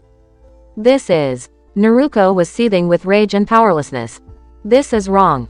We can help. How? Itachi asked. I doubt your Biju can help you in any way for such mission, and most of your techniques are useless in a mindscape. Our foe will crush you in a blink. He will not, Naruto replied confidently, with a determined look. I won't let him. He shall destroy your very will, Itachi shot back. He will destroy you mentally until you give up on life itself. He won't. The blonde smiled. I will save Kitsune. I will make him give up on making me give up. For a second, Itachi felt his heart stop. Itachi. The Yondaime stared at the boy with a paternal look. Remember this. In this world, there shall only be two things that can never be broken. True bonds, and a true will. The first, may they link friends, relatives, or lovers, are unbreakable, for they transcend life and death. A true will is a determination that cannot be troubled. It's a fire in the heart that cannot be extinguished, the urge to never give up on something, be it a goal, a design, or a loved one. Those who try to make someone with a true will give up, shall give up themselves. So this was what you were talking about, Yondaime-sama. Itachi thought, smiling, much to his audience's surprise. You would be proud of your daughter. All right. I give up on making you give up, he said. You can come. Really? Naruto asked, jumping on place. Thank you, Itachi. Hiruzen whispered. Look at them, Itachi cut in, observing the two little girls. They have something he will never be able to destroy. It might be the key of our success. The former Sandaime narrowed his eyes, realizing the obvious. I see what you are talking about. The will of fire. Indeed. Hopefully, Itachi thought, the boy won't have sexual urges yet. Meeting a fetish phantasm would scare these two girls for life. The Gatherer. Awakening from its slumber, the Kyuubi opened one of its eye, staring through the bars. Again. What do you want, Naruto? It asked with curiosity. Well, Naruto bit her lower lip, as she always did when nervous. I don't know. Raising an eyelid, the Biju was perplexed. It knew its vessel to be impulsive, yet Naruto always visited her for something in particular, like chakra. All humans acted the same. Mito, Kushina, all of them. You don't know why you visit me. Are you sure there is no underlying reason? It's just, Naruto scratched the back of her head. What does it feel like, to be in your situation? The Kyuubi frowned. Has she come to gloat? It wondered. No, she's not the kind of human animated by arrogance and pride. I don't sense any negative feeling inside her. Normally I would prefer to be outside, resting on something soft, and sense the sunlight. But it would bore me quickly. In the grand scheme of things as of late I very much prefer to see you facing ordeals. Bore you? Naruto asked, sitting in front of the bars. The Kyuubi was pretty sure its claw could reach the girl. Yet, it didn't care. I have lived for thousands of years, the Biju replied. Believe me, when you live that long, you can't help but be bored by everything. I ran faster than the fastest wind, dove under the deepest seas, explored the insides of volcanoes, dozens of times, until it got repetitive. When Madara and his brother came to capture me, I was actually contemplating suicide. Suicide? Naruto asked, quite appalled. The whole idea was foreign to her. Unlike you humans, we Biju do not rest in the pure world after we perish. If we don't get annihilated by the embodiment of void, the Kyuubi thought. We simply reform. The process destroys our memories, which would conveniently allow me to find boring activities entertaining again. I see no need to do this now, as your adventures interest me, unlike your predecessors. Predecessors? You are my third Jinchuriki, the Kyuubi stated. It was aware all of them had been Uzumaki, and their whole history, but it wouldn't reveal it. It would be more entertaining to see others explaining it. Both were less, how do you call it, childish. Hey, even my previous Jinchuriki, Kushina, who I suspect to have been hyperactive and maybe somewhat brain-dead, was less ditzy than you. Really, Kushina had been bad enough, but her daughter had overshadowed her in terms of sheer silliness. It ran in the blood, fortunately. This is not criticism. I like you better. You are more amusing. Really. Naruto grinned. Nice. Indeed. The Kyuubi observed the girl, waiting for any reaction, like an hawk gazing at a prey. You didn't come there simply for the pleasure of chatting, did you? What do you need? I don't need anything in particular, the girl replied, slightly embarrassed. I thought you were the one in need. What? I thought you were feeling lonely there. Naruto lowered her eyes, unable to support the Biju's inquisitive gaze. I thought you might like to have company. The Kyuubi was completely taken aback. No one ever said that before. Looking for any sign of negative feeling, hidden agenda, anything, the Kyuubi tried to understand what was happening. None of its Jinchuriki had ever tried to speak with it for something else than chakra and help. There was always a reason, a goal, an egoistical justification. Yet, right now, there was none. A human had actually come simply to make it happy. The mighty Biju couldn't even find its words. The creature bit its lower lip, accidentally imitating its container. What do you want to talk about? It asked lamely. The girl seemed embarrassed. Well, what does the inside of a volcano looks like, Kyuubi saw. No. The blonde stopped, not understanding. The Biju locked eyes with her. Kyuubi is just a name humans gave me. Spurting it out suddenly felt easier. You can call me Kurama. The sandwich, Gaara. 5. Hokage-sama. The blonde man stared at the gathered people. Naruto, Itachi, his parents, the old man from the dinner, and a group of masked men that had previously restrained the Shukaku's vessel. They were looking at the scene in perfect silence, ready to protect the Hokage from anything. I can take in 5 people, not including myself. Any more would be too much for my jutsu to handle. They were in a dark room and sitting around a table. On it, under a faint yellow glow, the mindless beast called Kitsune was strapped, restrained, asleep. His living sword Samahata was next to him, waiting for events to unfold. I said before that I am going, and that Naruto-san and Gaara-san are needed to guide us though their friend's mind or enter in contact with him, it leaves 2 posts vacant. Itachi stared at his parents. As you have the most experience dealing with our target, you shall follow. I am sorry, Anbu, but you shall not be able to protect me this time. The 2 other Uchiha nodded, but the Anbu was visibly disagreeing with their leader's decision. The old man from the dinner looked at Itachi with a neutral expression. Are you sure? I doubt it will end badly, but in case things go wrong, Konoha will need you, the Hokage stated, his face deadly serious. And Sasuke will need a mentor and a parent. I shall look over him as if he were my own son, Sarutobi said. I promise it. You have my full trust, Sarutobi-sama, Fugaku stated calmly. My son is in good hands with you.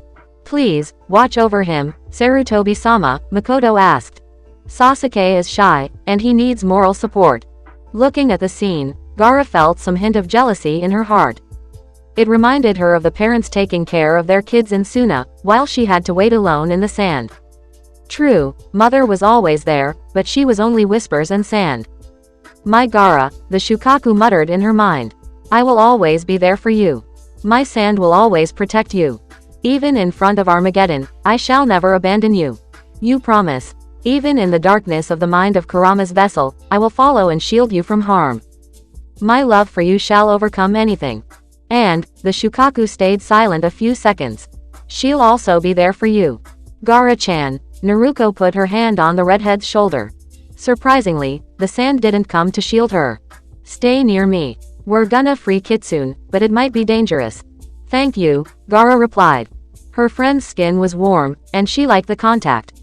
Everybody's ready. The blonde man joined his hands, as the others nodded. Then I shall begin the jutsu. Yamanaka technique. Shared paradise. Gaara didn't even have the time to blink before her environment completely changed. The dark room had left place to an endless desert. The sky was blue, and the sand yellow.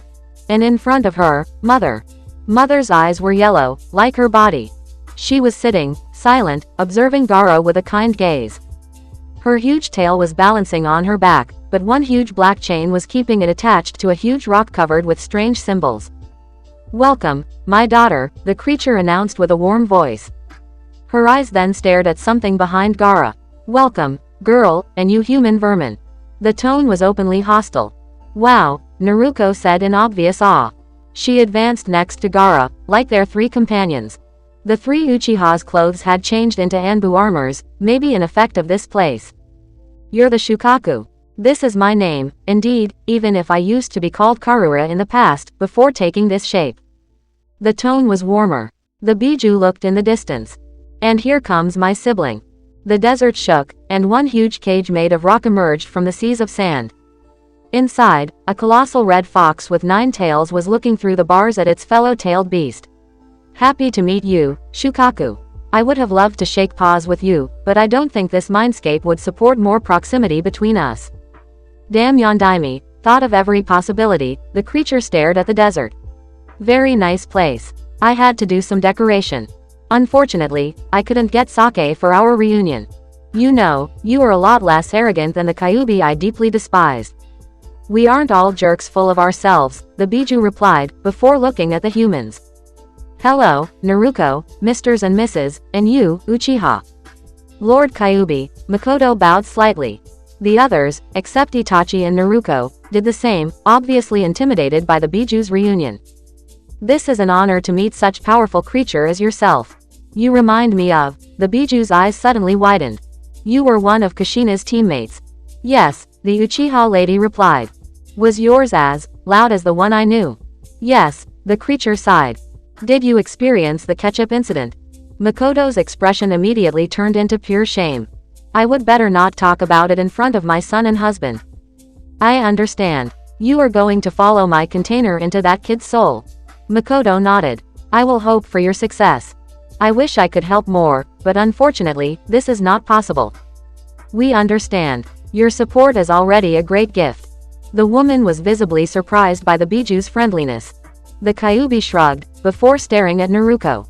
Be safe, Naruto. I won't be able to send my chakra in another's mindscape, because of this seal. You will be on your own. I'll be fine, the girl smiled. I promise.